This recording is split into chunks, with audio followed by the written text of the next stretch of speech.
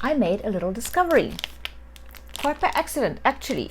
And I found this. And you're going to have to see what it does. It's amazing. It is the Tombow dual brush pen blending kit. I don't own a Tombow. But I found out that this can blend Inktense pencils, and then there's something very special inside that I am super excited about, and I'm going to show you how it works.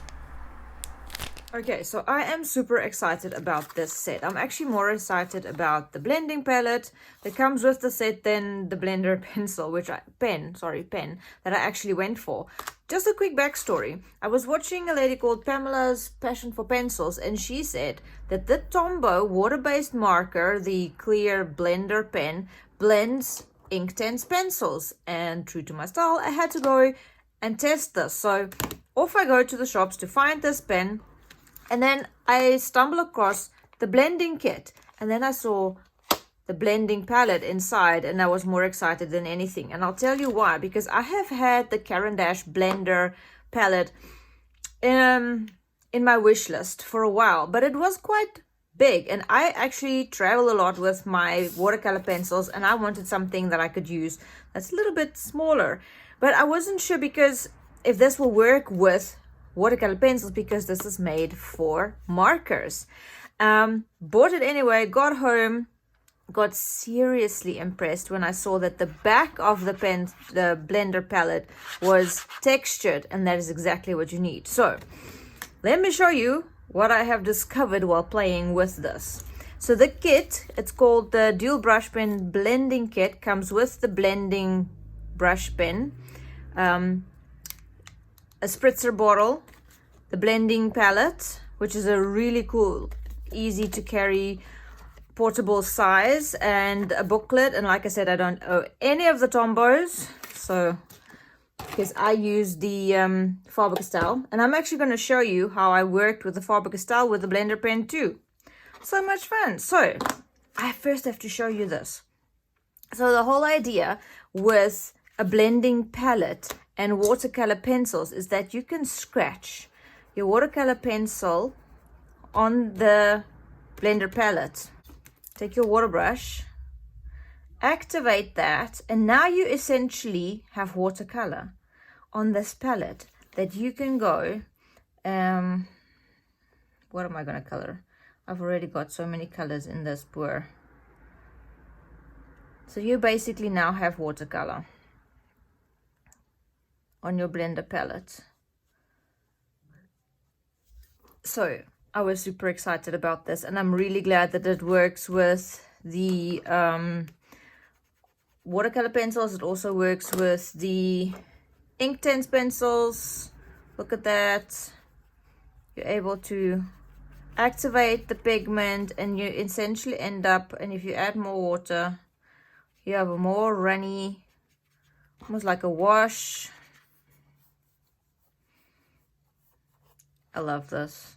And that's why I wanted a palette, but the Caran d'Ache blender palette was expensive and it was large. It's double the size of this one, and I wanted it to fit into my travel set. This one will fit into my travel set, and it's super easy to clean. All you need is a wet wipe, and it cleans off. So easy to clean. Then if you look at their booklet, they talk about how they blend their Tombow pens. So I tried the same technique with my Faber-Castell Pitt Artist pens, where you put color down, you put another color next to it, spritz with a little spritzer that comes with that. That's probably too much water.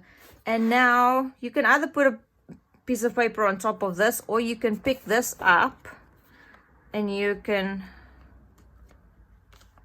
roll it on a page, and you can do what we call a smooshed background. This is just a visual journal. There we go, smooshed background. And again, this cleans off very easily. So it works. So one side is super smooth and it will work with, I say, any marker. Any marker will work on this. The back is the textured side. It's a very, very, very faint texture, but it's there, and it's more than enough tooth so that your pencil will actually transfer onto it, and you can activate that and have beautiful watercolors. So now let's get to the actual blender pen. I was so excited about the blending palette that I almost forgot about testing the pen. If I take, for instance, my Inktense pencil, so this is Inktense pencil, it's water-based, water activated, sorry, and I take the brush tip, I can now activate this and even move the pigment around.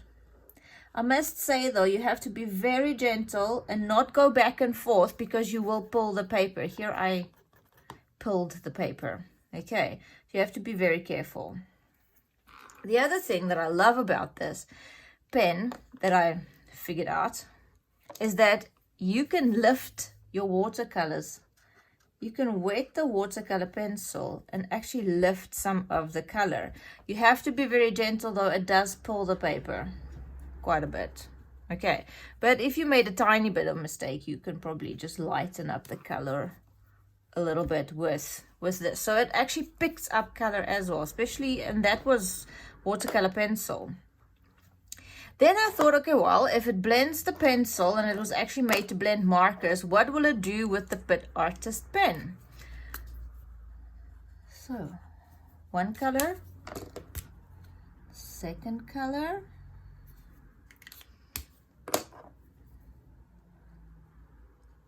and it actually blends the two colors together. And I love that.